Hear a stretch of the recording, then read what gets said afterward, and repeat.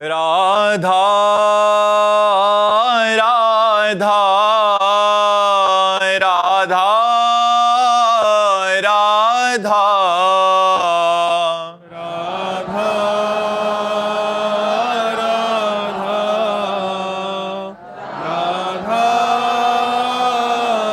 राधा हाय राधा राधा राधा राधा राधा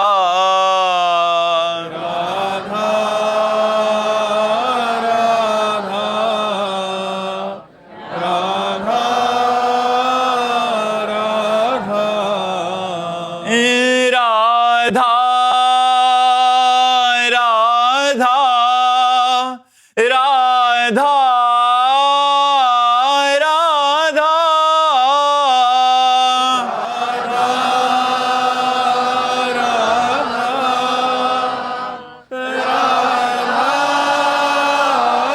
राधा हाय राधा राधा राधा राधा हाय राधा राधा राधा राधा राधा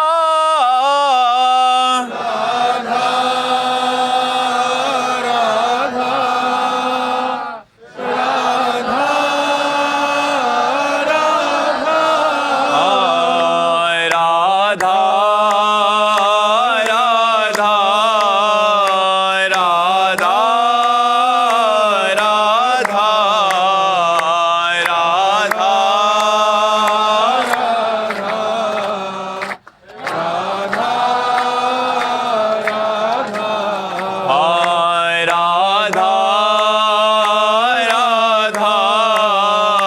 राधा राधा राधा राधा राधा श्री राधा वल्लभ लाल की समस्त संत हरि भक्तन की श्री वृंदावन धाम की सद्गुरुदेव भगवान की। शोभा जी जोधपुर से। राधे राधे महाराज जी। श्री हरिवंश महाराज जी, समाज की कही हुई बातों को सुनकर मन विचलित ना हो, ऐसी दृढ़ता मन में कैसे लाऊं कि उनका प्रभाव ना पड़े? नाम जप करो। जब हम भगवान का भजन करते हैं तो हमारी बुद्धि शुद्ध हो जाती है। शुद्ध बुद्धि में विवेक का प्रादुर्भाव होता है और विवेक हमको बचा लेता है। जब हमारे प्रति कोई प्रतिकूल व्यवहार करता है, हमारा अपमान करता है, हमारी निंदा करता है, हमारा तिरस्कार करता है, तो विवेक काम करता है। उस समय विवेक के द्वारा हम अपने को बचा लेते हैं। इस आदमी का स्वभाव ऐसा, उसकी मति है ऐसी, उसका भाव ऐसा है, हमको क्या लेना देना। हम इसकी बातों को स्वीकार नहीं करते। जैसे पागल आदमी हमारे प्रति प्रतिकूल व्यवहार करे या गाली दे या मारने लगे तो हम लोग अपने को बचाते हैं, उसको मारते नहीं, क्योंकि बेचारा पागल है। ऐसे माया के द्वारा ग्रसित जीव है, वो हमारी तिरस्कार कर रहा है, हमारी निंदा कर रहा है या हमारा अपमान कर रहा है, हमको उससे बचना है। उससे बचाने के लिए विवेक है। बुद्धि सबके पास है, विवेक नहीं है। विवेक होता है भजन करने से। इसीलिए सत्संग सुनो और नाम जप करो, और जब दूसरा कोई अपमान करने लगे तो उपेक्षा कर दो। बातुल भूत विवश मतवारे, ते नहीं बोले ही वचन विचारे, तिनकर कहा सुनी नहीं काना। कान से ये तो ऐसे अपमान कर रहा है, ऐसे टाल देना चाहिए। पर ये टाल तभी सकते हैं जब विवेक है, नहीं तो अंदर जलन पैदा हो जाएगी, और जलन इतनी हो जाएगी कि वो क्रोध रूप धारण कर लेगी, और वो एक गाली देगा तो आप दो गाली देने की इच्छा करेंगे। इसलिए आपको बचना चाहिए नाम जप के द्वारा। और जब कोई हमारे धर्म पर, जैसे हमारे शरीर पर, हमारे चरित्र पर, हमारे धर्म पर कोई प्रहार करे, फिर हमको ये सूत्र नहीं लगाना कि हमें सह जाना है। कानून व्यवस्था है, कानून व्यवस्था के द्वारा या जैसे भी बने हमें शांत नहीं रहना। जब हमारे धर्म पर, हमारी इज्जत पर कोई हावी होने लगे तो हमें क्षमा नहीं करना, हमें शांत नहीं रहना। फिर हमको प्रतिकूलता प्रकट करनी पड़ेगी। और यदि हमें कोई गाली देता है तो हम सह जाते हैं। पंकज केसवानी जी दुबई से। राधे राधे महाराज जी। महाराज जी, आपके प्रवचन और वीडियो के प्रभाव से मैंने नॉन वेज, शराब, हुक्का तथा सभी प्रकार के नशे का सेवन पूरी तरह छोड़ दिया। बहुत सुंदर।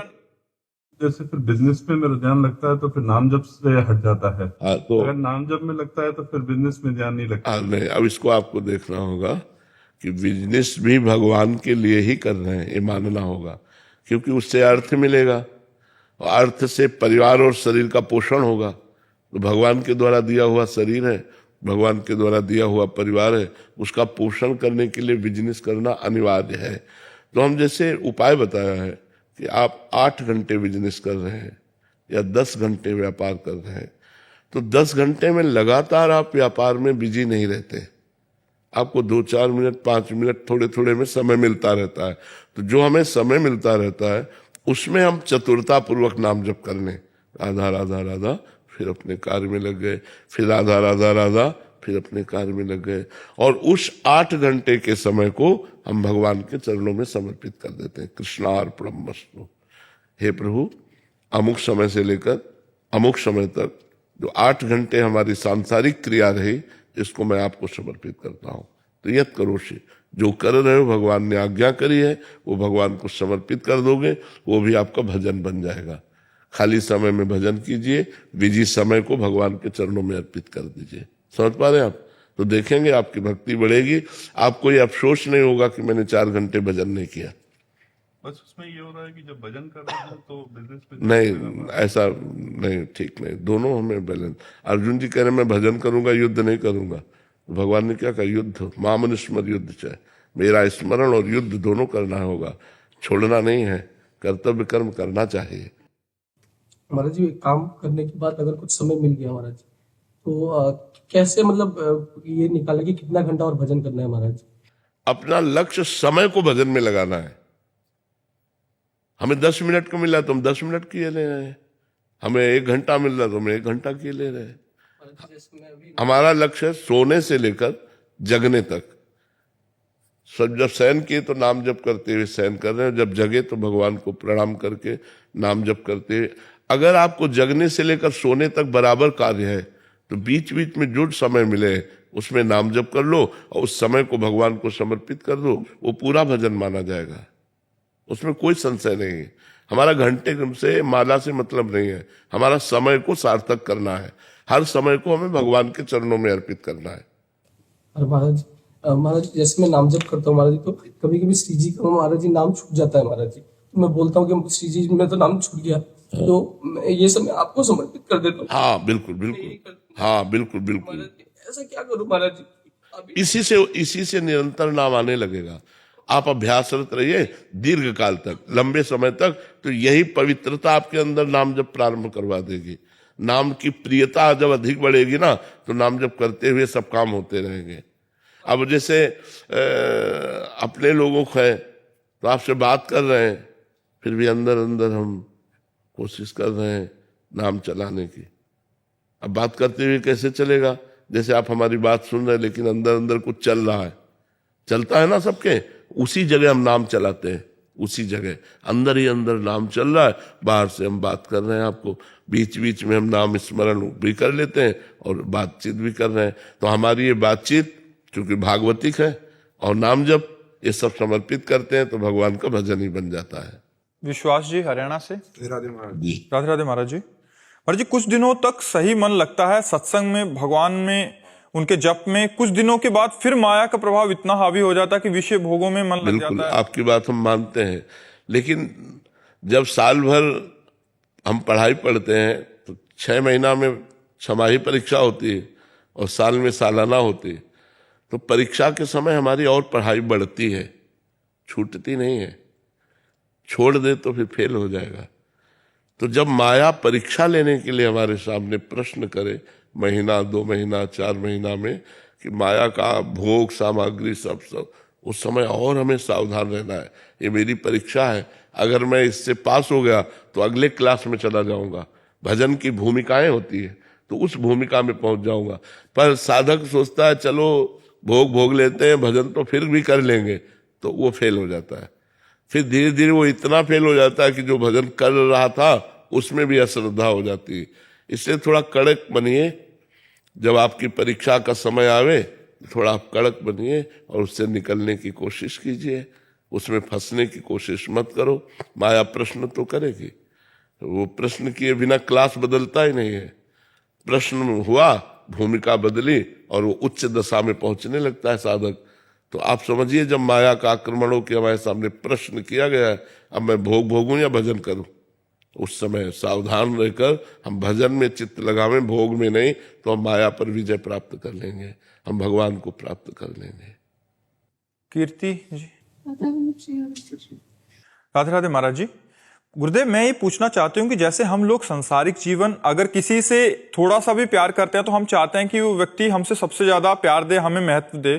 तो उसी प्रकार जब भगवान को अपने भक्त जिनसे वो सर्वाधिक प्रेम करते हैं, जब वो भक्त किसी अन्य से भी प्यार दिखाते हैं तो भगवान को भी बहुत बुरा सा लगता होगा। हाँ, लगता है। भगवान श्री राधा बाबा ने कहा, हमने भगवान के एक स्वभाव को देखा है, वो दूसरिया पसंद नहीं करते।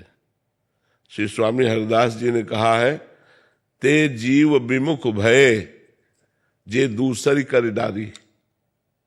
भगवान के सिवा और किसी को प्यार किया तो ते जीव विमुख भय, वो भगवान से विमुख हो जाते हैं।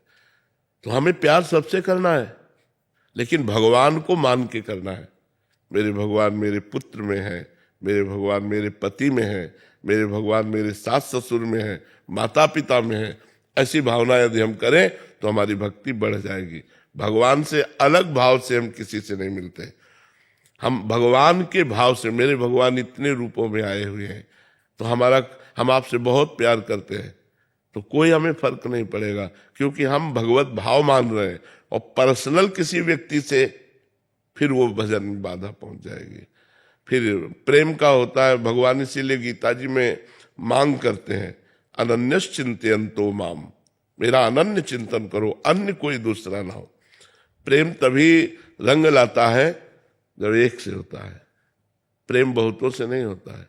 प्रेम गलियति साकरी तामे दो न समाये, ये प्रेम के मार्ग में एक ही। तो जब भगवान से प्यार करने चले तो एक बार भगवान से प्यार करते हैं। इंसानों में सब में भगवान देखकर हम उनको आदर देते हैं, सत्कार करते हैं, लेकिन वो आदर सत्कार भगवान को लेकर, तो वो प्रेम हमें बाधा नहीं पहुंचाएगा। माता से प्रेम, भाई से प्रेम, पिता से प्रेम, सबसे प्रेम करते हैं, लेकिन भगवत भाव से, तो वो प्रेम हमें भगवान के प्रेम में बाधा नहीं पहुंचाएगा। और अगर भगवान से अलग होकर हम किसी को प्रेम करते हैं, वो बाधा पहुंचा देगा। तो राधा बाबा ने कहा, भगवान दूसरिया पसंद नहीं करते, अनन्यता चाहते हैं। प्रेम अनन्यता चाहता है कि मेरा ही अनन्य रहे, अन्य किसी को स्वीकार न करे। महाराज जी, ये अगर जैसे जिसकी संगति खराब होती है, जिसका व्यवहार खराब है, मतलब भगवान के बारे में कुछ और कहते हैं, तो हम अगर उनमें भी भगवान मानते? हाँ, मानना पड़ेगा, क्योंकि वो क्रिया गलत है, लेकिन उसका जो पावर है वो तो भगवान है ना। जैसे बिजली से एसी चल रही है, अपने को सुखद है, अभी ठंडी आएगी, वही बिजली हीटर चलाती है, गर्म करती है। तो दोनों का विपरीत स्वभाव है ना, एक का ठंडा करना और एक का गर्म करना, लेकिन बिजली दोनों में है ना। तो एक अच्छे स्वभाव वाला व्यक्ति और एक गंदे स्वभाव वाला व्यक्ति, दोनों की क्रियाएं अलग अलग हैं, लेकिन दोनों में पावर तो एक ही है ना। जैसे हीटर में और एसी में, फ्रिज में पावर एक ही है बिजली, लेकिन एक गर्म करता है और एक ठंडा करता है। ऐसे एक दुष्ट स्वभाव का है और एक संत स्वभाव का है, लेकिन दोनों में पावर एक ही है, परमात्मा। तो हमें पावर देखना है, इसमें भी भगवान विराजमान है। इसकी क्रिया गलत है, इसकी क्रियाओं से हम मतलब नहीं रखते, लेकिन इसके अंदर भगवान है, उसी भगवत पावर से गलत आचरण कर रहा है। पावर तो वही है, बिजली तो वही है, तो ये दुष्ट पुरुष में भी बिजली है, वही परमात्मा है। ये क्रूरा अपि पापिनो न च सताम संभाष्य दृश्याश्चय सर्वान वस्तुतया निरीक्ष परम स्वाराध्य बुद्धिर्मम।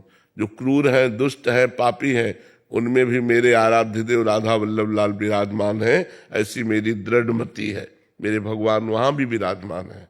जो पापी लोग हैं उनके भी हृदय में भगवान है, ऐसा मुझे मानना है। इप्सिता घोष जी, श्री हरिवंश महाराज जी। महाराज जी, अगर प्रतिकूल परिस्थिति की वजह से दीक्षा या गुरु प्राप्ति नहीं हो सके तो भगवत प्राप्ति या शरणागति का मार्ग क्या है महाराज जी? अंदर ही अंदर नाम जप करे और किसी संत को मन से गुरु मान ले। प्रत्यक्ष में कंठी बंधवाने का अवसर नहीं है, प्रत्यक्ष में हम किसी संत के पास नहीं जा सकते। तो हमारे बहुत से संत हुए हैं और होते रहेंगे। तुम किसी एक संत को मन से गुरु मान ले और उनके द्वारा दिया हुआ नाम जप करें, इसी से हमारा कल्याण हो जाएगा। हमें प्रगट में कंठी बंधवाने की जरूरत नहीं है। यदि प्रतिकूलता हो तो अंतर से ही नाम जप करें। नाम मात्र जप से भगवत प्राप्ति हो जाती है। नाम जप सर्व समर्थ है, नाम जप महापुण्य है, नाम जप स्वयं में गुरु है। जो नाम जप करता है वो स्वयं में गुरुदेव भगवान नाम के रूप में विराजमान है। वो आपको गाइड करके भगवान तक पहुंचा देंगे। आप खूब नाम जप करें, बस व्यवहार में कटुता ना आने पावे, आचरण में अपवित्रता ना आने पावे। आचरण पवित्र रहे, पापाचरण ना हो और नाम जप हो। तो अगर प्रगट में गुरु नहीं बनाया, केवल मानसिक मान लिया, तो उससे भी काम हो जाएगा। द्रोणाचार्य जी ने प्रगट में एकलव्य को शिष्य नहीं माना, लेकिन एकलव्य ने मानसिक गुरु मान लिया द्रोणाचार्य जी को और एकांत में जाके द्रोणाचार्य जी की मूर्ति विराजमान करके रोज प्रणाम करके धनुर्विद्या का अभ्यास करता तो अर्जुन से भी श्रेष्ठ धनुर्धर बन गया था। इसलिए गुरु हमें स्वीकार करें या ना करें, हम गुरु को स्वीकार करते हैं, इससे काम हो जाता है। हम मानसिक गुरु को स्वीकार कर लेते हैं। जी महाराज जी, आज के सत्संग में था श्रद्धा उत्कंठा के बिना भगवत प्राप्ति नहीं, तो भगवान दर्शन नहीं देते जी। तो महाराज जी, एक संत सरमत जी का जीवन चरित्र आता है राधा मोहन के जीवन चरित्र में। वो तुमको तो नहीं था ऐसा कुछ। वो आए थे ईरान से आए थे सूबेदार के रूप में भारत, फिर किसी काम से अयोध्या गए, फिर वहाँ पे राम मोहन का दर्शन मिला। वो तो मतलब नहीं, अयोध्या जाकर के उनकी श्रद्धा उत्पन्न हुई भगवान श्री राम के रूप में। पूरे चरित्र को ध्यान से सुनो। जब वो भगवान श्री राम के रूप को देखा कनक बिहारी ठाकुर को, देखते ही लोग धायमान हो गए और लगा इनको मैं भर नेत्र देखूं। और भगवान जिसके चित्त को चुराना चाहते हैं तो कुछ और ही दर्शन देते हैं। बस आशिक बन गए भगवान राम के, और जबान में राम नाम और हृदय में ध्यान। यहाँ तक कि शायद औरंगजेब उस समय बादशाह था, तो उसने जामा मस्जिद के दरवाजे पर खड़े करके पूछा, तो उनका मैं कोई गलत हूँ? मैंने राम से आशिकी की है, मैं कभी नहीं छोड़ सकता। राम राम, उसने गर्दन उड़ा दी। तो गर्दन अपने हाथ में लेकर उसकी तरफ बढ़े तो एक वहां फकीर खड़े थे, तो उन्होंने कहा फकीर को तैश मुनासिब नहीं। बस गर्दन गिरी और शांत हो गए। वहीं सीढ़ियों पर उनको दफना दिया गया कि सब इनके ऊपर पैर रख करके जाएं। बाबा जब वहां से निकले तो आंसू आ गए थे कि ऐसा राम प्रेमी और ऐसी दशा, यही वास्तविक प्रेम का स्वरूप है कि प्रेम के लिए अपनी गर्दन भी चढ़ा दे, जिससे गुरु गोविंद सिंह के दोनों बेटे दीवाल पे चुनवा दे। ये सब बहुत बड़ी बातें हैं। जब धर्म के प्रति प्रेम होता है तो हमें प्राण बहुत छोटे लगते हैं, धर्म बड़ा लगता है। आज लोग अपने प्राणों के पोषण के लिए धर्म का बलिदान कर रहे हैं, अपने धर्म का त्याग कर रहे हैं। बेविचार, व्यसन, खान पान सब राक्षसी। तो अब आज के प्राणी को धर्म की भाषा समझ में आ जाए, यही बहुत बड़ी बात है। कि कोई, जैसे आप लोग सुन रहे हैं, आप लोग चल रहे हैं, आप लोग प्रश्न कर रहे हैं, तो धन्यवाद के पात्र हो। नहीं तो संसार में देखो ना, पिए शराब, खाए मांस, मदमत्त घूम रहे हैं, धर्म की कोई परवाह नहीं। हमारा क्या धर्म है, हमारी क्या जीवनी है, कोई मतलब नहीं रह गया। तो बड़े धन्यवाद के पात्र हो आप लोग जो सत्संग सुन रहे हो, संतों से प्रश्न उत्तर कर रहे हो, अपने जीवन को संभाल रहे हो। तो उनके हृदय में आशा भी थी, उत्कंठा भी थी और प्यार भी था भगवान से। हृदय की बात होती है ना, उसको बाहर कैसे जाना जा सकता है। देखा, देखते ही लगा ये मिले तो आशा हो गई ना, और इनसे मिलना सर्वश्रेष्ठ बात है, उत्कंठा हो गई ना। और श्रद्धा तो देखते ही हो गई थी, तो बिना श्रद्धा के तो अनुभव में ही नहीं आता। भवानी शंकरो वंदे श्रद्धा विश्वास रूपिणो याभ्याम बिना न पश्यंत सिद्धा स्वांता स्त्रीमीश्वरम। यदि श्रद्धा नहीं है, ऐसे ही देख लो, हम किसी से प्यार करें, उससे अपनापन ना हो तो प्यार कैसे हो जाएगा। जब हम अपनापन करते हैं तभी तो प्यार होता है। ये मेरा, जहां मेरापन आया वहीं प्यार हमारा होने लगता है, चाहे उस वस्तु से हो, चाहे व्यक्ति से हो, चाहे स्थान से हो, किसी से भी हो। ये स्थान मेरा, तो उस स्थान से प्यार हो जाएगा। ये पुरुष मेरा, तो उससे प्यार हो जाएगा। ये वस्तु मेरी, तो उससे प्यार हो जाएगा। जहां अपनापन लग जाता है वहीं प्यार टिकता है। तो हमारा अपनापन यदि भगवान में लगे, भगवान मेरे, तो हमारा प्यार समिट करके भगवान की तरफ हो जाएगा, जीवन सार्थक हो जाएगा। नहीं, जीवन तो नष्ट ही होता चला जा रहा है। रोज का रोज आयु क्षीण होती चली जा रही है। हम मृत्यु के नजदीक पहुंच रहे हैं। हमारा जीवन खत्म हो जाएगा एक दिन, लेकिन हम कमा क्या पाए, ये खास बात है। यहां से ले जाने वाली चीज तो हम कमा ही नहीं पाए। भगवान का नाम, भगवान का भजन, भगवान का ध्यान, भगवान की लीला कथा, और प्रपंच में समय व्यतीत कर दिया तो जीवन बिल्कुल नष्ट हो गया। इतना दुर्लभ मनुष्य जीवन व्यर्थ में नष्ट हो गया। जी, जानकी जी अलवर से। राधे राधे महाराज जी। महाराज जी, प्रत्येक क्रिया एवं कर्म को हम पूर्ण मनोयोग से किस प्रकार कर सकते हैं? जब हमारा लक्ष्य होगा भगवान को समर्पित करना, हमारा लक्ष्य हो जाए कि हर क्रिया, हर कर्म यत करोषि, जो भी करूंगा वो भगवान के लिए करूंगा। तो हम सोहनी लगा रहे हैं तो घर भगवान का, भगवान के लिए।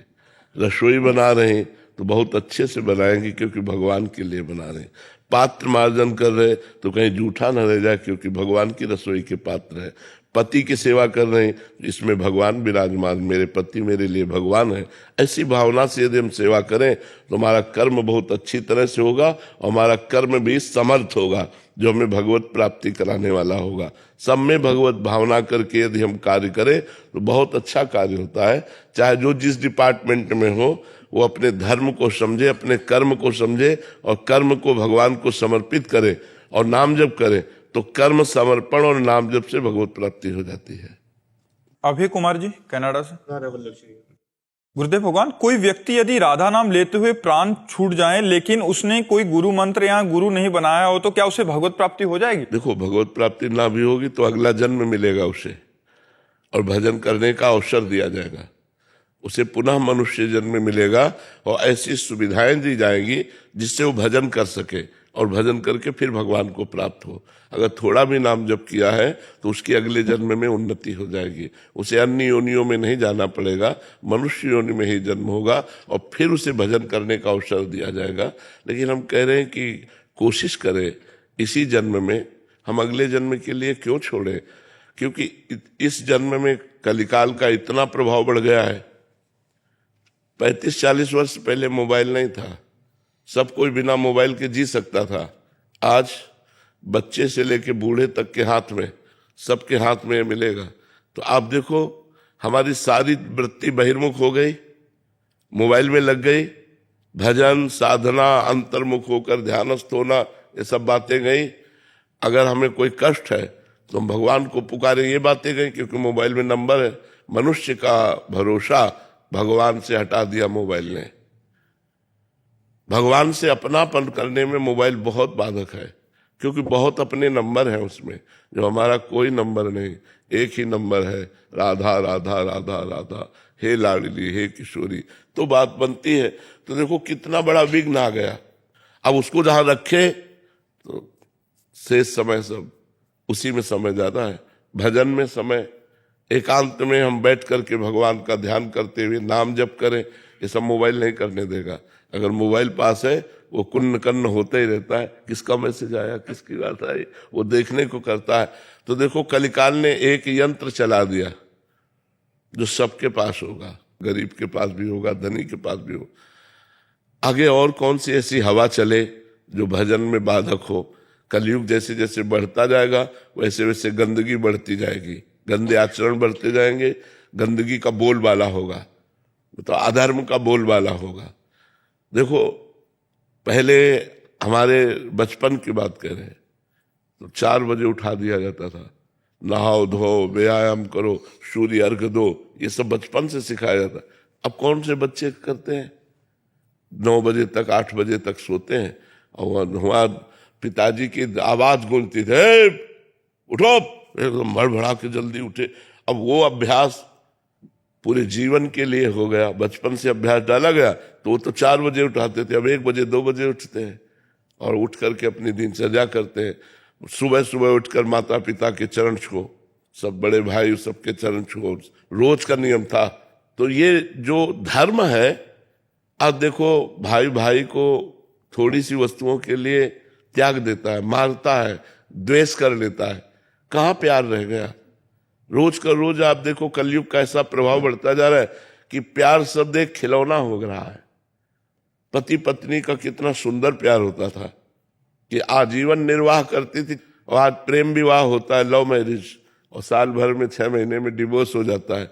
क्या कलयुग की चाल है, क्या कलयुग का जीवन, मतलब पूरा जीवन यही खेल में व्यतीत हो जाता है। कलयुग समय नहीं देता कि हम धर्म से चल पावे, हम भजन कर पावे। पति पत्नी मंदिर में गए, थोड़ी देर बैठकर पूजा की, नाम जप किया, तीर्थयाटन किया, आए हुए साधु महात्मा को भोजन दिया, ये धर्म में जीवन व्यतीत करते हुए गृहस्थी में चले तो गृहस्थी भी धन्य हो जाती है। अब आज गृहस्थी क्या है आप देखो कि बड़ा विचित्र हाल, किसी को किसी से मतलब नहीं, वो किसी से प्यार कर रहे, वो किसी से, मतलब कितनी कलुषता आ गई कि भाई भाई का प्रेम, पिता पुत्र का प्रेम, भाई बहन का प्रेम, पति पत्नी का प्रेम, ये सब खिलवाड़ से हो गए, नहीं हो गए। हाँ, कोई मतलब नहीं रह गया कि हमारी बड़ी बहन है, हमारी छोटी बहन है, दुख में है तो हम उसको देखें, ऐसा अब नहीं रह गया समय। अपना अपना भरण पोषण केवल रह गया, अपनी अपनी वासनाओं। तो आगे क्या होगा? अभी तो कलयुग के 4,32,000 में से 5,000 वर्ष व्यतीत हुए, आगे क्या होगा? तो इसीलिए हम ये न सोचे कि अगला जन्म होगा तो हम अच्छी तरह भजन कर लेंगे, पता नहीं कैसा वातावरण हो जाए। अभी तो भजन करने दिया जा रहा है, अगर शासन व्यवस्था अधार्मिक हो जाए तो भजन भी नहीं करने दिया जाएगा। मान लो अधार्मिक प्रवृत्ति का कोई शासन करता हो जाए तो सब व्यवस्थाएं भंग हो जाएंगी। तो आज हमें अवसर है भजन करने का। कल ऐसा भी समय आ सकता है कि आप रामकृष्ण हरि नहीं बोल सकते, ऐसा अवसर आ सकता है। इसलिए बहुत अब छोटे छोटे दल निकल रहे हैं, अपनी अपनी जाति का बंटवारा हो रहा है, वो उनको लेकर के, वो उनको लेकर के, वो उनको ले, अलग अलग बंटवारा हो रहा है छोटे छोटे गुटों में। अब यही गुटों में आपस में झगड़े होंगे, क्या भजन होगा? बहुत धर्म संकट में आगे आ जाएगा जैसे जैसे कलयुग बढ़ेगा। तो ये हम विचार ना करें कि आगे जन्म में हम भजन कर लेंगे, हमको इसी जन्म में भजन करके निकलना है। सुब्रत जी ओडिशा से। श्री हरिवंश महाराज।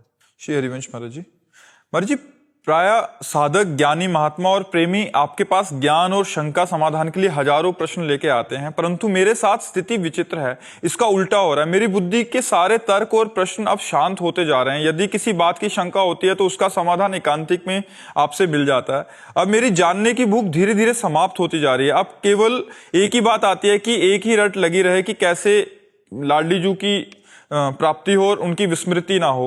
महाराज जी, आपकी कृपा से निरंतर नाम जप का प्राप्ति प्रयास की भी चिंता छोड़ दीजिए, विस्मृति न हो इस बात का चिंतन कीजिए कि हमें भगवान की स्मृति प्राप्त हो, अखंड स्मृति। जो भगवान की स्मृति में डूबा रहता है वो निश्चित भगवत प्राप्त हो जाता है। सब शास्त्रों का, सब संतों का एक ही मत है, भगवान का स्मरण। वो चाहे ब्रह्म स्मरण कहे, चाहे परमात्मा स्मरण कहे। जैसे योगी है अपनी चित्त वृत्ति का निरोध करके परमात्मा में स्थित करता है, ज्ञानी है अपनी चित्त वृत्ति का लय करके अपने स्वरूप में स्थित होता है, भक्त है अपनी चित्त वृत्ति के द्वारा प्रतिपल चिंतन करते हुए भगवान में स्थित हो जाता है। मुरारी पाद अर्पित चित्त वृत्ति, एक एक वृत्ति भगवान के चरणों में अर्पित हो जाए। खास बात होती है भजन। हमारा हर समय भजन चलता रहे, भगवद स्मरण चलता रहे, यही खास बात है। प्रश्न उत्तर तो जिज्ञासा शांत करने के लिए है, लेकिन जिज्ञासा शांत हुई है इसका असली स्वरूप यही है कि हमारी भजन में स्थिति है। हमने कभी किसी से प्रश्न नहीं किया, क्योंकि बचपन में ही गुरु जी ने बता दिया कि ये साधन है। बस उसी की पूरा करने में अभी पूरा जीवन चला गया और अभी हमें लगता है पूर्ण नहीं हुआ। हमें ऐसा लगता है कि अभी छक के भजन नहीं हुआ, जैसा भजन होना चाहिए वैसा भजन नहीं होता है। अब भी वही रट लगी हुई कि हमसे भजन बन जाए, भजन बन जाए। प्रतिपल प्रयासरत हैं, प्रतिपल प्रयासरत हैं। तो अगर हम अपने मन को प्रभु में लगाने के लिए तैयार हो चुके हैं तो सब प्रश्नों का उत्तर मिल गया है। सब शास्त्रों का एक ही मत है, विषयाकार मन, बंध मन, बद्ध पुरुष, भगवदाकार मन, मुक्त पुरुष। अंतःकरण को ही सुधारना है। आत्मा तो शुद्ध बुद्ध परमात्मा स्वरूप ही है और देह पांच भौतिक जड़ है। अंतःकरण सूक्ष्म शरीर को पवित्र कर लिया, वो होता है चिंतन से। उठते बैठते चलते फिरते खाते पीते हर समय मधुर मधुर भगवान का नाम स्मरण कर रहे हैं, बस इसी से मंगल हो जाएगा। इसी को पकड़ ले, खास बात यही है। आपके बच्चे हैं, आप पकड़ लीजिए, जो तो आप प्रयास करेंगे आपके पास। हाथ पकड़ लीजिए, आप ही पकड़ लीजिए। हम सबको प्रभु पकड़े हुए हैं, हम सबको प्रभु पकड़े हुए हैं। जो शरणागत है उसका कनेक्शन भगवान से है, जो शरणागत नहीं उसका कनेक्शन माया से है। रोना नहीं आता महाराज? जरूरी नहीं है, शायद इसको ही इश्क कहते हो। जैसे दिल को कोई मसला करे, बाहर से शांत बैठा है, अंदर से हृदय में अपार पीड़ा है भगवान के मिलन की। अब इसको कौन जाने। रोना ही थोड़ी प्रेम का लक्षण है। रोना तो बाहरी भी हो सकता है, हमारी कुछ याद आ रही, हम रो रहे, प्रसंग भागवतिक चल रहा है तो लग रहा है भगत है, आंसुओं पे। हृदय की स्थिति कहाँ है, बात यह है। वो रोना आवे ना आवे, वो रोमांच हो ना हो, वो जरूरी ही होना जरूरी है। इससे भी ऊपर की स्थिति होती है। न रोना है, न रोमांच है, न कुछ कहना है, न काहू सो बोली वो, ना कोई व्यवहार। अपनी कुंवर किशोरी को जियत निहार निहार, रात दिन रूप छके घूमत रहे, तन को तनिक न भान। अपनी मस्ती में, शरीर की शुद्ध नहीं है, भगवत स्मरण में डूबे हुए हैं। फिर क्या है, अगर परम पवित्र आंसू निकल रहे तो धन्यवाद है, नहीं निकल रहे तो कोई बात नहीं। भगवान के लिए अंदर व्याकुलता होनी चाहिए, वो नाम जप कीजिए। इन बाहरी लक्षणों से प्रेमी नहीं पहचाना जाता कि रो रहा है तो प्रेमी है, पता नहीं क्या अंदर उसके चल रहा है और रो रहा है। जरूरी थोड़ी को भगवान के स्मरण में ही रो रहा है, तो इसलिए। अखिल गर्ग जी बठिंडा से। श्री हरिवंश महाराज जी, गुरुदेव भगवान, हमारी इच्छाएं ही हमारा दुख का कारण है। ये जानते हुए भी अपनी इच्छाएं खत्म नहीं कर पा रहा, हर रोज नई इच्छा आ जाती है। उसका विभाग कर दे।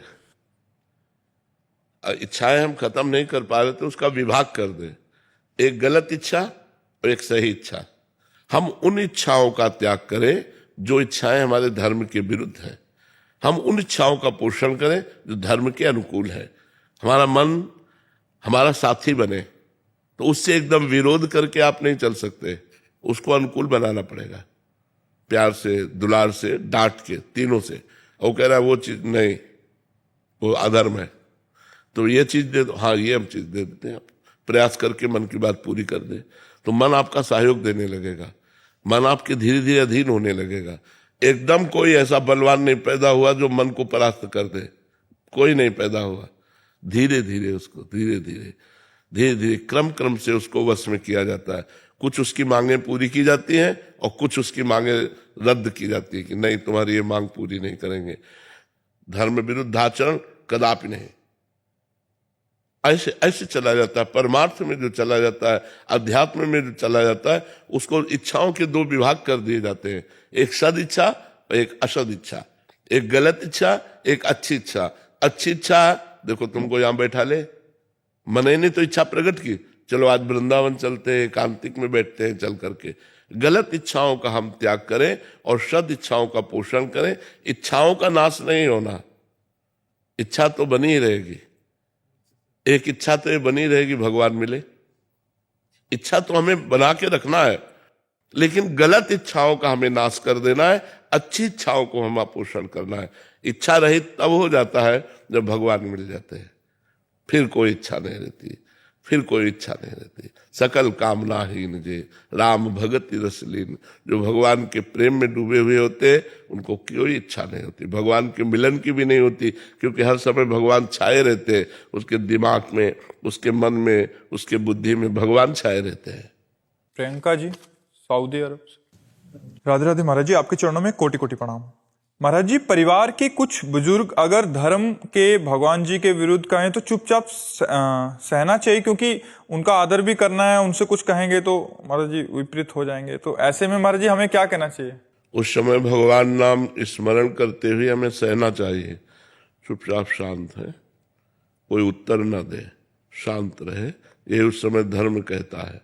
वैसे तो संत भगवान शिव, भगवान श्री हरि, इनकी कोई निंदा करता हो, संत शंभु श्री पद अपवादा, कही सुनी तहां असमर्यादा, काटी जीव तासु जो बसाई, और श्रवण मूंद नत चले पर आई।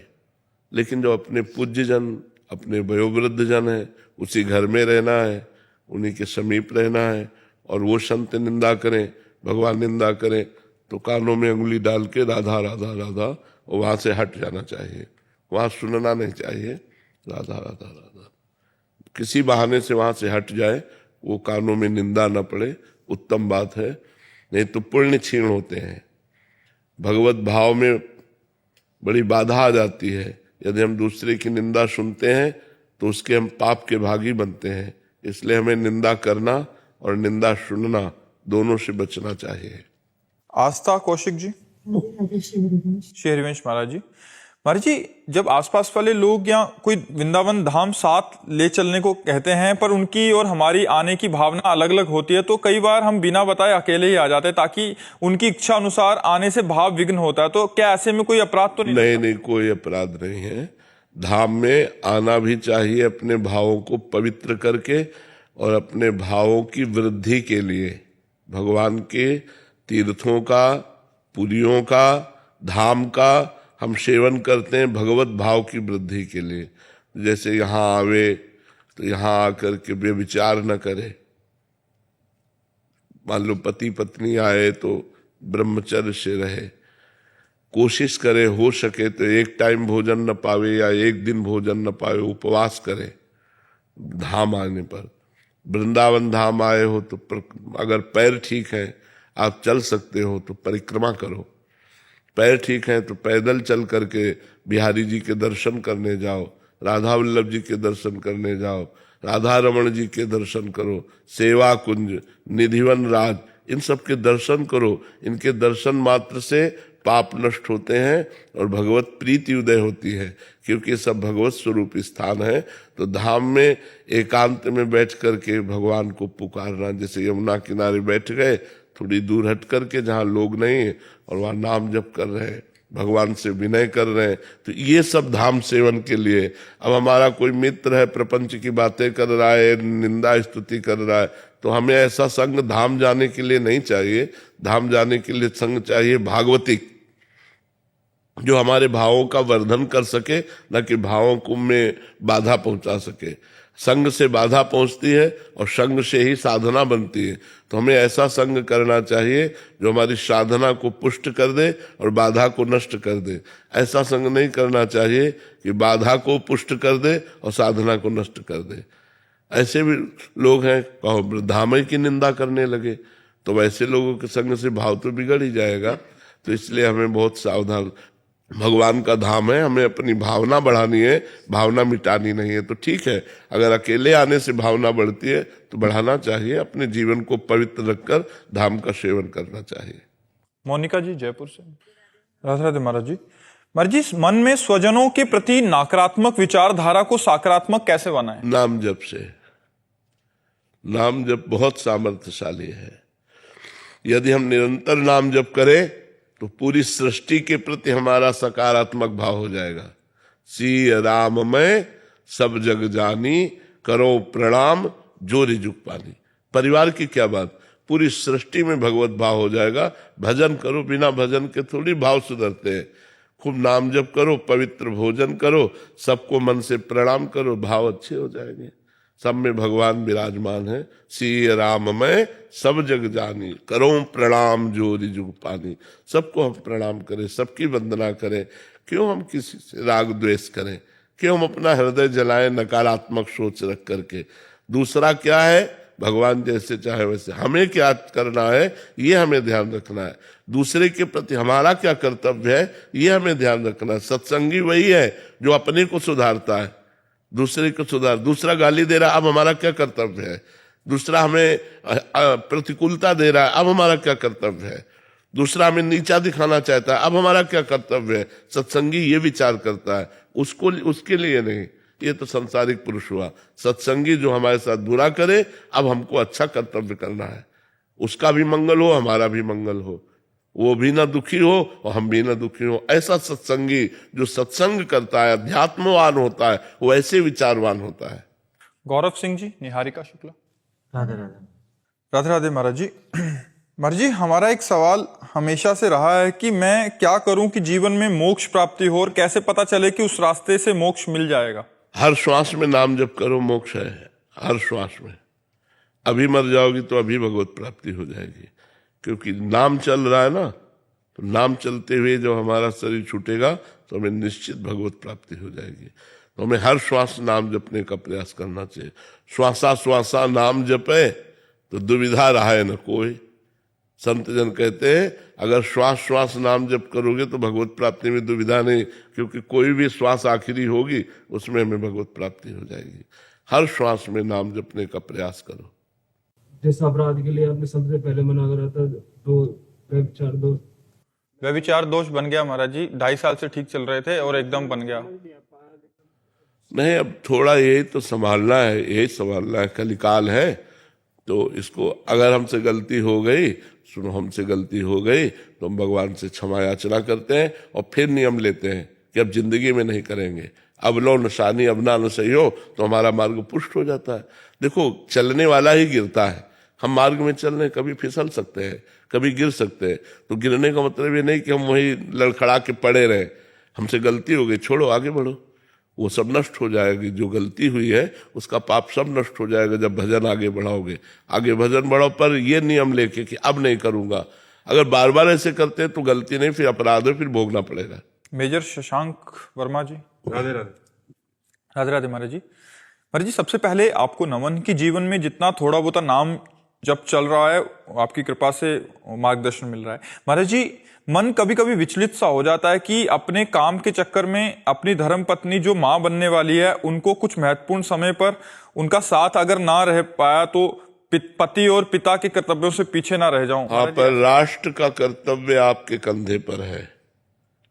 हम इसीलिए अपने भारतीय सैनिकों को नमस्कार करते हैं, प्रणाम करते हैं कि जहां उनको अपने परिवार की अत्यंत आवश्यकता है, उन आवश्यकताओं को ठुकरा कर, जैसे मान लो आपकी माँ है तो आपकी बहू का सहयोग वो कर सकती है, लेकिन कितने जवान हैं जिनके केवल पत्नी ही अकेले रह रही और वो गर्भवती है। उसको जरूरत है, अत्यंत जरूरत है अपने पति की, उसको सानिध्य की जरूरत है, उसको सहयोग की जरूरत है, उसको इस विश्वास की जरूरत है कि आप हमारे पास हैं, कोई भी संकट होगा आप तत्काल अस्पताल ले जाएंगे। लेकिन आप बॉर्डर पर खड़े हैं, आप वहां राष्ट्र सुरक्षा में खड़े हैं। इसीलिए हम नमस्कार करते हैं कि एक सन्यासी का जीवन और एक सैनिक का जीवन लगभग मिलता जुलता है। वो अपने परिवार के मोह को, परिवार की आवश्यकता को तोड़ करके राष्ट्र की सेवा में लगा है। इसी बात के लिए आपको नमस्कार है। आप चिंता न करें, आप चिंता न करें। जब आप राष्ट्र सेवा में हैं तो जिनका राष्ट्र है वो भगवान आपके बच्चों को, आपकी पत्नी को, सबको सुरक्षित रखेंगे, वो उनका पालन पोषण करेंगे। जिन जंगल में पशु पक्षियों का कोई नहीं है तो कौन भरण पोषण करता है? भगवान ही तो करते हैं ना। आप चिंता ना कीजिए, आप निश्चिंत रहिए। भगवान ऐसी व्यवस्था कर देंगे कि अगल बगल के लोग सहयोग कर देंगे। आप राष्ट्र सेवा की अगर छुट्टी मिल जाए तो बहुत अच्छी बात है, अगर छुट्टी नहीं मिलती है तो आप दुखी मत होइए। आप राष्ट्र सेवा का भार अपने कांधों पर लिए हुए खड़े हैं, आप चिंता मत कीजिए। अगर आपको ऐसे ही गोली लगती है तो सीधे स्वर्ग जाओगे, और आधा कहकर पधारोगे तो भगवत धाम जाओगे। आपका अहित तो हो ही नहीं सकता, आप राष्ट्र सेवा में हैं। इसलिए आपको गर्व होना चाहिए कि हम सब कुछ त्याग करके अपने राष्ट्र सेवा में हैं। राष्ट्र सेवा में प्रधान हमारा धर्म राष्ट्र सेवा है और द्वितीय परिवार सेवा है। छुट्टी मिले तो भरपूर प्यार दीजिए अपने परिवार को, और जब दूर हैं तो मोबाइल आदि से उनको पुष्ट रखिए और अपने सेवा कार्य को देखते रहिए। क्योंकि हर आर्मी वाले के लिए बहुत बड़ी समस्या होती है। जो 1 महीने की छुट्टी में आता है, अपने परिवार में रच पचता है, अब वो जब जा रहा है तो उसका छोटा बच्चा अंगुली पकड़ के पूछ रहा है, पापा कब आओगे? अब पापा क्या उत्तर दें? पता नहीं आना होगा कि नहीं आना होगा। क्योंकि ऐसी राष्ट्र सेवा ये है कि बॉर्डर में खड़े हैं, कहीं भी तैनात है, कहीं भी किसी से भी मुठभेड़ है, आतंकवादियों से है, कभी कहीं भी कोई भी क्षण मृत्यु अपना ग्रास बना सकती है। तो ये नमस्कार योग्य है। कि वो अपने परिवार के मोह का त्याग करके, परिवार की सुख सुविधाओं का त्याग करके, हर पुरुष चाहता है कि मैं अपने घर में सोऊं, दिन भर कहीं भी काम करूं, रात्रि में तो अपने घर में सोऊं, लेकिन वो कहाँ कैसी कैसी परिस्थितियों में। इसलिए हम भारतीय सैनिकों का सम्मान करते हैं और अपने भारतवासियों से प्रार्थना करते हैं कि भारतीय सैनिकों का सम्मान करें, उनको एक नौकर न समझें। वो बहुत बड़ा बलिदान देकर नौकरी कर रहे हैं। व्यापार और नौकरी जीने के लिए तो और भी साधन है, लेकिन केवल पैसे के लिए ही नहीं है, ये राष्ट्र के लिए है। राष्ट्र के लिए सीधे गोली खाते हैं, इसलिए नमस्कार करो और इनका आदर करो। भाविका। राधे राधे महाराज। राधे राधे महाराज जी। महाराज जी, मेरा प्रश्न है कि हमें हमेशा सफलता प्राप्त करने को कहा जाता है, वो सफलता आखिर है क्या? क्योंकि महाराज जी, मम्मी पापा हमें सफल होते देखना चाहते हैं, तो क्या सफलता वो होगी जो मेरे मन शांत करेगी, या मतलब भले ही कम में मिल रहा है बट देखो, सच्ची सफलता तो ये है कि हमें शांति मिल जाए, हमारा मन प्रसन्न हो जाए। नहीं, कोई सफल नहीं है। जो जहां है उतने में भी उसको ईर्ष्या है, राग द्वेष है, अशांति है, ये माया है। ये चाह मिटती नहीं। जब तक चाह है तो अशांति है, और अशांतस्य कुतः सुखम, जो अशांत है वो सुखी कैसे हो सकता है? तो शांति संतोष में है। जितना प्रभु ने दिया है काफी है। अब हम अपने जीवन को भगवत मार्ग में लगाएं। हम भगवान का नाम जप करें, भगवत भाव से दूसरों की सेवा करें, भगवान की कथा सुने, भगवान का नाम कीर्तन करें। ये लक्ष्य है हमारा। हमारा मनुष्य जीवन का लक्ष्य है भगवत प्राप्ति। मनुष्य जीवन का लक्ष्य है परम सुखी हो जाना। मनुष्य जीवन का लक्ष्य है परम शांत हो जाना। ये सब भगवान में होगा, माया में नहीं होगा। माया में तो जितना मिलता जाता है उतनी अशांति बढ़ती जाती है। देखने में लगता है कि बड़े मौज में है, लेकिन अशांति बढ़ी ना। जब हम मांग के खाते थे, आराम से पड़े बिना बिजली के, तब शांति थी। या आज हम सोफा में बैठे हैं, गाड़ी में चलते हैं, लोगों को लगा होगा कि ये शांति है, लेकिन हमें लगा वो शांति थी, ये शांति नहीं है। समझ में आ रहा है ना? हाँ, लोगों को लगता है व्यवस्था शांति प्रदान करेगी। बढ़िया मकान हो जाए, बढ़िया गाड़ी हो जाए, बढ़िया सब परिवार सुखी हो, बड़ा शांति रहेगी। और ये सब हो जाए, फिर हमें बताना कब शांति रहेगी, क्योंकि हम दोनों पक्ष से देखें। तो अगर वास्तविक पूछो तो शांति उसी में है कि साईं इतना दीजिए जामे कुटुंब समाए, और मैं भी भूखा ना रहूं, साधु न भूखा जाए। ज्यादा मांग करने से अशांति ही बढ़ती है। तो इसलिए नाम जप करो और लक्ष्य बनाओ भगवत भजन, और जीवन में शांति होती है भगवान से, रुपया पैसा से शांति नहीं होती। पक्का समझ लो। कल आंसू गिरते थे जब कोई गुड़ दे देता, 2 रोटी दे दिया, या 1 मिर्च दे दी, 2 रोटी दे दिया, तो लगता तो भगवान कितना ख्याल रखते हैं कि हम भूखे ना रहे। और भगवान ने मुझे तो रोटी पाते पाते रोना आता था कि कितने कृपाल हो भगवान आप। अगर किसी ने 100 ग्राम मीठा दे दिया तो भगवान कितना प्यार करते हैं, इसको प्रेरित करके 100 ग्राम मीठा। अब आप 1 कुंतल मीठा रख दो आके, कोई हाँ ठीक है बांट दो सब, वो बात खत्म हो गई। हर चीज में जो सुख हमने उस पक्ष में देखा, यद्यपि वो पक्ष आपके देखने में बड़ा कष्टप्रद था। हमारे पास ओढ़ने के लिए कंबल भी नहीं था, हम टाट ओढ़ते थे, जो बोरा गेहूं के हैं वो ओढ़ते थे सर्दियों के समय। तो हम शांति किसमें मानते हैं? भगवान के द्वारा दी हुई अव्यवस्था में। अव्यवस्था में, व्यवस्था में नहीं। हम तो कहते हैं कि धन्य है वो संत जो अपना जीवन अव्यवस्था में व्यतीत करके पधार गए, कभी व्यवस्था संसार की स्वीकार ही नहीं की। तो जीवन उनका परम धन्य, क्योंकि अव्यवस्था में देखा है भगवान का प्यार। और अब जो है वो तो माया का सब खेल है। इससे हमसे कोई मतलब, हमें कोई महत्व नहीं इन सब का, क्योंकि हम जानते हैं सब कूड़ा करकट भगवान की माया ने फेंक दिया।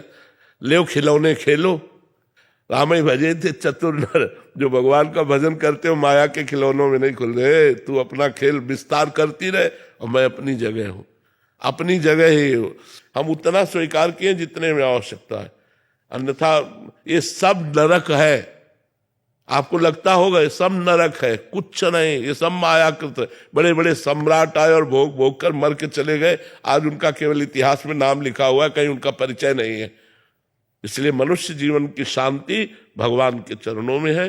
खूब नाम जप करो, और जैसी परिस्थिति में हो, बहुत अच्छी परिस्थिति में हो, परिस्थिति बदलने की मांग कभी मत करना भगवान से। व्यवस्था और भजन अलग बात है। अव्यवस्था में भजन होता है। विपत्ति में जो भगवान की पुकार होती है, वो पुकार संपत्ति में नहीं होती, ध्यान रखना। जब कोई नहीं पूछता और 4 गाली लोग देते हैं, और फिर एकांत में बैठकर जब भगवान के लिए रोना आता है, तब लगता है नाथ मेरा इस जगत में कोई नहीं, कुछ नहीं प्रभु, मैं तो भिखारी आपके केवल चरणों का हूं। वो जो भाव है, भगवान बड़ी कृपा करते हैं उन संतों पर जिनको जीवन में कभी भोग नहीं देते, और वो भजन करके भगवान को प्राप्त हो जाते हैं। प्रणाम है उन संतों के चरणों में। श्री हरिवंश महाराज जी, पिछले कुछ समय से आपके नियमावली के अनुसार साधन भजन में हैं। महाराज जी, आपके द्वारा बताए गए वचनानुसार मैं अपने कॉलेज में कुसंग, निंदा, दोष आदि रजोगुण व तमोगुणात्मक प्रवृत्तियों से बचने की पूर्ण चेष्टा भी करता हूं, परंतु गुरुजी अधिक भजन व आत्मबल न होने के कारण मैं कभी कभी पूर्व अभ्यास के कारण परास्त हो जाता हूं और कुसंग में फंस जाता हूं। ऐसे में महाराज जी अपने अंदर बहुत गलानी होती है। हम खुल के कह रहे हैं कि यदि आप हस्त मैथुन नहीं करेंगे और नाम जप करेंगे तो आप सबसे जीत जाएंगे। अगर आप ये दोष करेंगे तो फिर आप परास्त हो जाएंगे। ये दोष है आप में, हटा दो इसको। ईमानदार बच्चे हो जो तुमने स्वीकार कर लिया, तो इसलिए इसको हटा दीजिए।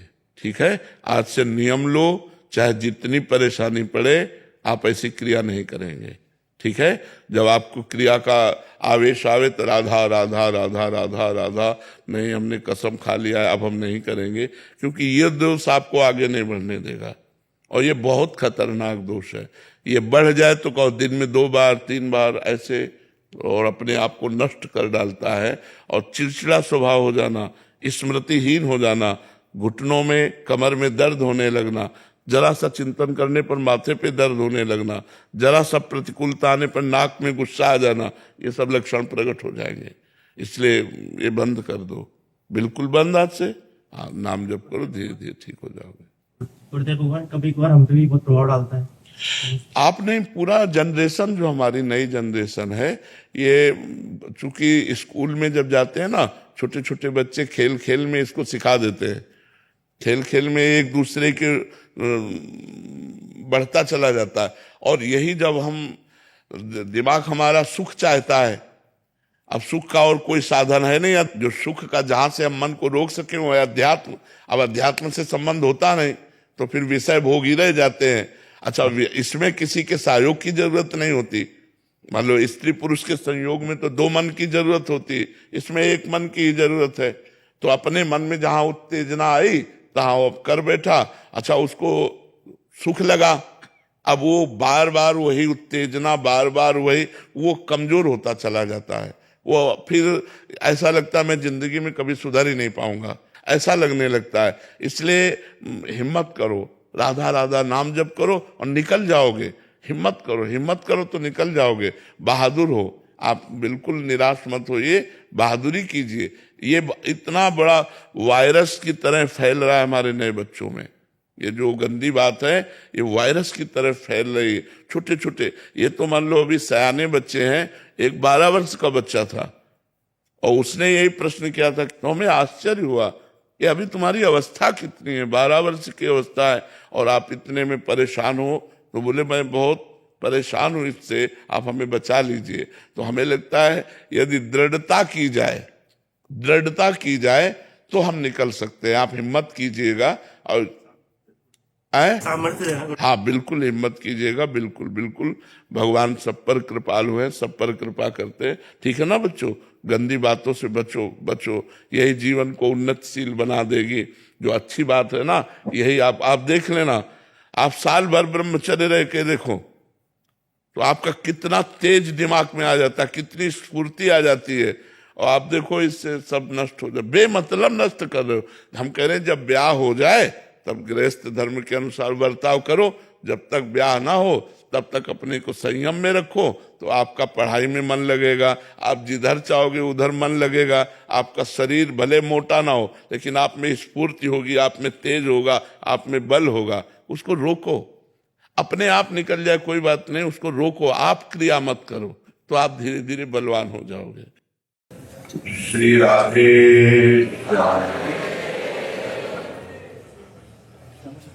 अब सबके दिमाग में एक बात चलती रहती है, देखना जरा विचार करना, जो जहां है वो वहां असंतुष्ट है और आशा और कामना के जाल में फंसकर अपने प्रतिदिन प्रतिक्षण को भगवान से विमुख करके जीवन को नष्ट कर रहा है। यदि हम संतोष धारण करें, भगवान ने हमें जैसी भी परिस्थिति में रखा है, हमारे लिए बड़ा कृपा विधान किया है, बड़ी करुणा की है भगवान ने, जो हमें मनुष्य शरीर देकर ऐसी परिस्थिति दी है, तो हम आनंदित हो जाए। और उस आनंद की दशा में कामनाएं शांत होती है। बिन संतोष न काम नशाही, अछत काम सुख सपने उनाही। जब तक कामनाएं रहती हैं तब तक किसी को भी शांति नहीं प्राप्त हो सकती। वो अशांत से कुतः सुखम, जो अशांत है वो सुखी कैसे हो सकता है। जैसे एक आदमी वो सोचता है अच्छा मकान बन जाए, अच्छी गाड़ी मिल जाए, हमारे परिवार के सुख भोग के लिए रुपया मिल जाए तो हम सुखी हो जाएंगे। ये वस्तु में किसी के पास है लेकिन वो सुखी नहीं है, वो और चाह किए हुए है। ये चाह मिटाने के लिए मनुष्य शरीर है, चाह बढ़ाने के लिए नहीं है। भगवान हृदय में विराजमान है। जिस दिन तुम्हारी चाह मिट गई उसी दिन भगवान हृदय में तुम्हें साक्षात्कार करा देंगे। सबके हृदय अछत विकारी, सबके हृदय में अछत अविनाशी निर्विकार परमात्मा विराजमान है।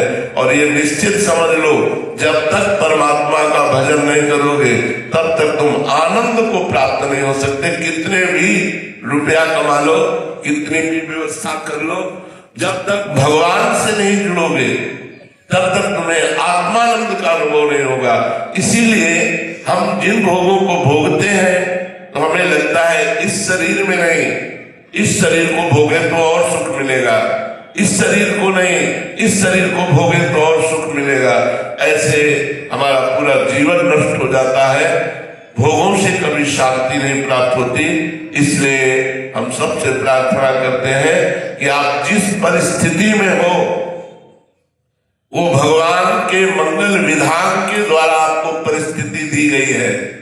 आप उसी परिस्थिति में भजन करते हुए अपने धर्म का निर्वाह कीजिए, अपने कर्म का निर्वाह कीजिए। जो अपने धर्म का निर्वाह करता है उस पर भगवान की कृपा होती है।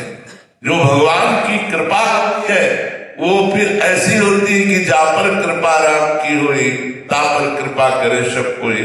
इसलिए मनुष्य जीवन का परम लक्ष्य शांति, सुख और आनंद ये भगवान के चरणों में है, संसार में या भोगों में नहीं है। इसलिए काउंटर से, माला से, बिना माला से, जैसे भी बने आप राधा राधा नाम जप कीजिए। जो खाली समय आपको मिले, जिस समय आप काम करते हैं उस समय आप भले भूल जाएं, उस काम को भी भगवान को समर्पित करें। और जो खाली समय है उसमें नाम जप कीजिए तो आप देखेंगे कि आपका जीवन अध्यात्म की ऊंचाई पर महाशांति, परम आनंद, परम सुख की तरफ बढ़ रहा है। हम लोग उसी की खोज करने के लिए साधु संग करते हैं, धाम आते हैं, तीर्थ यात्रा करते हैं, तो उसका पूर्ण लाभ लीजिए। जिस परिस्थिति में है उसमें राजी रहिए। जोई प्यारो करे सोई मोहि भावे। मेरे प्यारे मुझे जैसी परिस्थिति दिए मैं उसमें राजी रहूं और खूब नाम जप करो। श्री राधा वल्लभ राधा राधा